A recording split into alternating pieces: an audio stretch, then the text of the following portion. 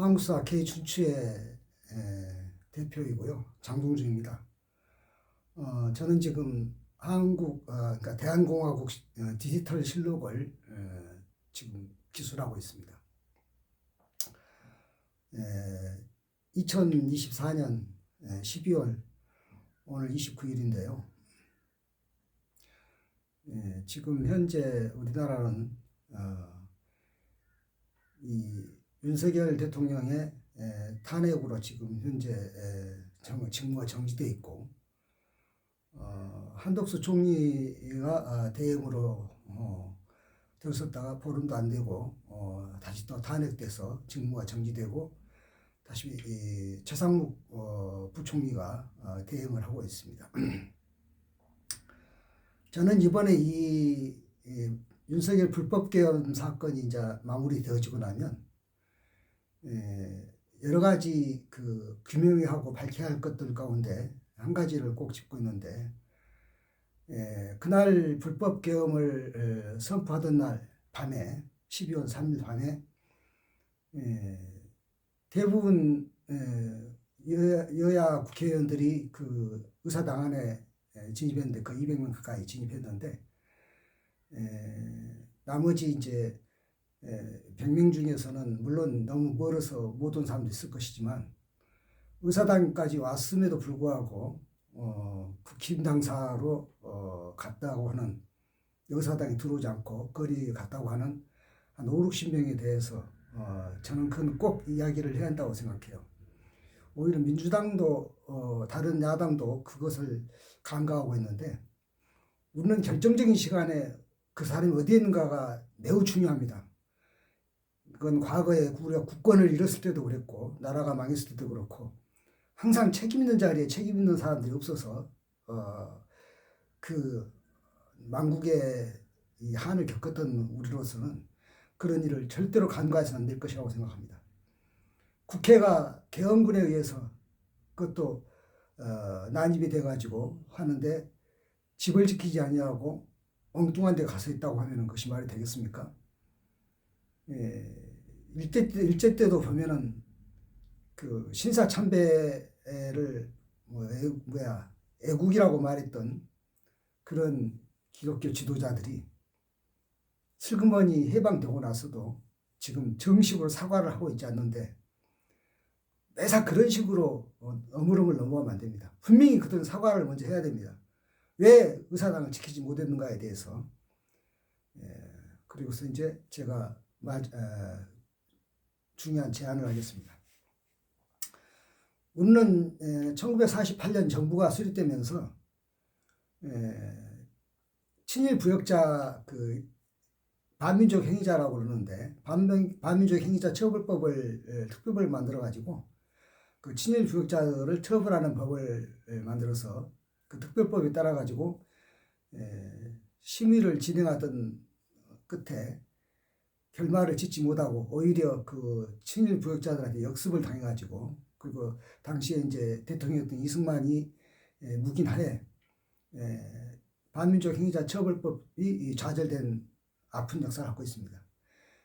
그 얼룩진 그 역사의 그런 질곡 때문에 오늘날까지도 일제 청산, 친일 청산이 안 돼가지고 우리는 많은 우여곡절을 겪고 있고, 지금도 그것은 끝이 나질 않았는데, 이번에 이 사단이 끝나고 나면 반드시 반통합 언행자, 행위자뿐만 아니라 언행자는 처벌하는 법을 만들어야 됩니다. 그런 유사 사례는 많습니다. 반민족 행위자 특별법도 그와 같은 유사 사례고, 특히 독일 같은 경우에는 그 친나치에 대한 반히틀러법이라고 해야 되겠죠. 그래서 히틀러를 찬하지 않고 또 나치도 애찬하지 않는데, 우리는 그 유신 독재의 박정희를 애찬하는 일이 있어요. 특히 어줍지 않은 경제의 성장을 그 사람의 공적으로 하면서 애찬할 때 좀 저는 한심한 생각이 드는데, 그러면 경부고속도로를 히틀러는 아우토반을 만들었거든요. 우리는 국산 자동차가 현대 포니밖에 없을 때 히틀러는 벤츠라든가 그런 뭐 유명한 자동차 회사들이 다 그때 나왔거든요. 히틀러 때. 그리고 히틀러는 마침내 베를린 올림픽도 개최했죠. 경제로 말해도 박정희 경제 성적은 초라하죠. 성적표가. 그러니까 뭐 다른 독재의 전력을 그 어쭈짠 경제의 어떤 성과로 포장하려고 하는 건 그런 시도를 앞으로는 하지 말아야 됩니다. 그러니까 반통합법이 뭐냐면은 통합을 해치는 말, 그런 말은 앞으로 이제 마치 반히틀러법처럼 히틀러를 찬양하지 못하게 한 것처럼 이제 그렇게 한다고 봐요. 이번에 결국 윤석열의 불법 개헌도 그 엄청나게 국민을 분열시키는 그런 그 아주 나쁜 통합적인 행위니까 앞으로는 그런 일이 다시는 있어서는 안 되겠기 때문에 반드시 이번에 반통합 언행자 처벌법 특별법을 만들어서 앞으로는 영원히 그런 일이 없게 해야 됩니다. 그래서 이 반통합 행위자 특별법은 거기에 담아야 될 것들은 우리나라는 대표적인 4대 혁명이 있습니다. 통합혁명, 3.1혁명, 4.19 혁명, 5.18 운동도 혁명이죠. 이렇게 4대 혁명이 있는데 영광스럽게도 그 중에 3개는 이미 유네스코 세계 기록유산에 등재됐습니다. 통합혁명, 4.19 혁명, 5.18 운동, 3.1 혁명도, 3.1 운동도 지금 등재를 해야 되는데 안 하고 있을 뿐이지 나머지 3개보다 결코 못지 않은데 등재를 해야 됩니다. 그걸 또 등재해야 되는 이유가 있습니다. 우리는 근래 소위 뉴라이트라고 하는 사람들에 의해서 1948 건국절인이 있다는 막말을 우리가 굉장히 시달렸는데 3.1혁명은 대한민국이 있게 한 것이기 때문에 그것을 꼭 유네스코에도 등재해야 되고, 그래서 4대 혁명에 대해서 이미 이제 통합혁명도 명예회복법에 의한 그 특별법에 의해서 명예회복이 됐는데 지금은 물론 그래서 뭐 그 명예를 훼손하는 말을 하지 않지만 그런데 이제 이런 게 있어요. 그 통합혁명이 그 전에 명예회복되기 전에 뭐라 그러냐면 물론 통합난이라고도 그랬고 통합난 때문에 청일전쟁이 일어났다고. 그러니까 순서가 뒤바뀐 거죠.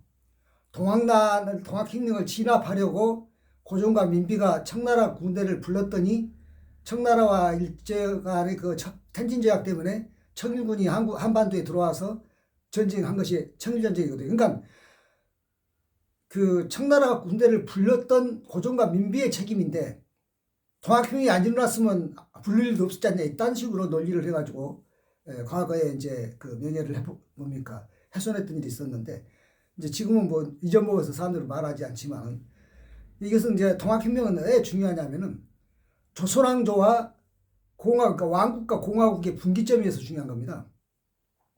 그러니까 통합혁명은 조선왕조에 대한 반역이니까 그러면 이제 공화국을 세우는 그런 태동이거든요.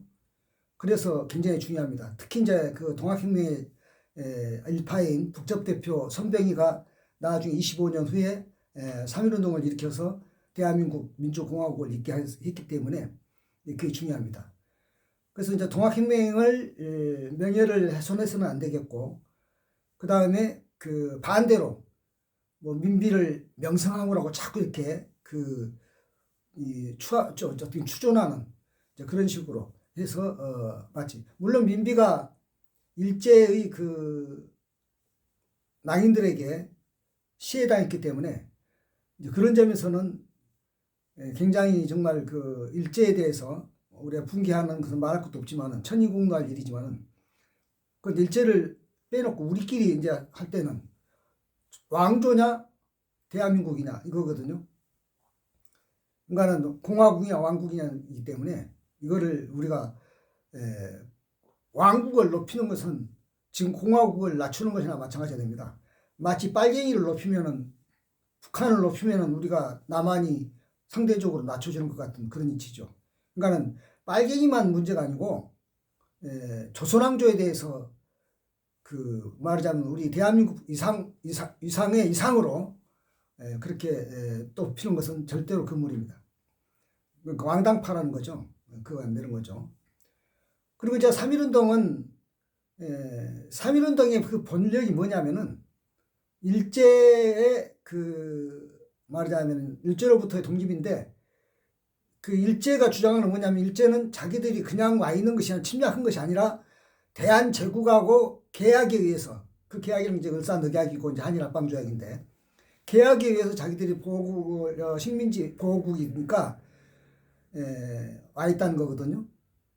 그런데 3.1운동은 뭐냐면은, 그래 좋아, 너희가 그러면 대한제국하고 계약은 그건데 오늘 고종이 장례식이야. 3월 1일이 장례식이었거든요. 그러니까는 이제 당사자였던, 우리는 사실은 뭐 일사오적이 당사자 뭐 이런 이야기 하는데 그 뭐 좋다 이거예요. 일본은 그렇게 말하지 않으니까. 고종이 당사자 그러는 거니까. 그리고 나중에 또 순종이 당사자 그러니까. 우리는 이제 왕정 국가, 대한제국하고는 필요 없다. 우리는 대한민국이다. 그러니까 너희는 우리하고는 당사자가 아니야. 나가.